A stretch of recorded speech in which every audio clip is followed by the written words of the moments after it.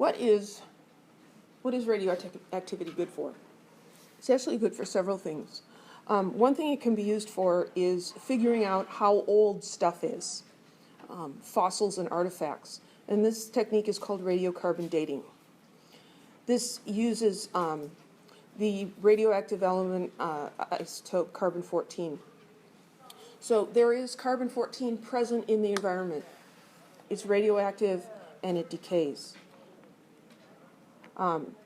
The carbon-14 is constantly being formed in our upper atmosphere when nitrogen gets bombarded by neutrons from space. Makes carbon-14, which is radioactive. The carbon-14 decomposes or decays back into the nitrogen and emits what? A beta particle. And this has a half-life of 5,730 years. Because this process is constantly forming, there's a relatively constant amount of carbon-14 present in the atmosphere. So what happens to the carbon in the atmosphere? A lot of it is present in the air as carbon dioxide. And plants take it in and they incorporate it into their cellulose and their sugars and different structures.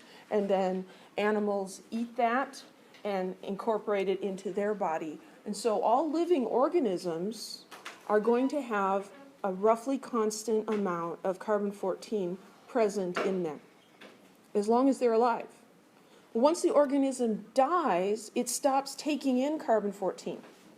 But the carbon-14 continues to decay. And so the amount of carbon-14 in an organism that has died goes down slowly with time, a half-life of 5,730 years.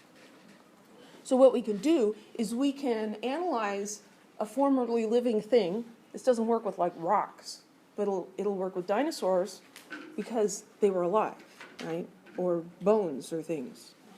You analyze how much carbon-14 is present in the object, and based on the half-life of the carbon-14, you can figure out roughly how old it is.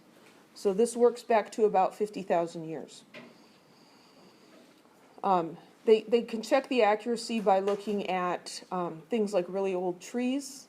The different rings of the trunk will give us an idea of what level of carbon was present. There's a deviation of up to 5% over time. So how would we do something like this? An ancient scroll is claimed to have originated from Greek scholars in about 500 BC. A measure of its carbon-14 content reveals it to contain 100% of that found in living organisms. Is the scroll authentic? Is it really from 500 BC? Well, how do we tell?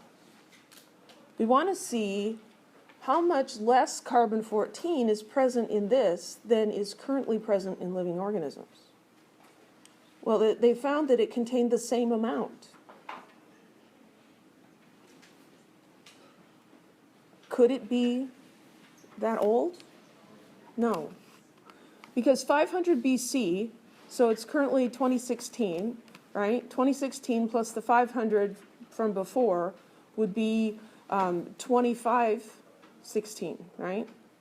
That's approaching half of a half-life of the carbon-14.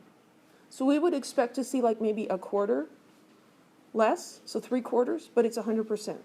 So this is not authentic. Does that make sense?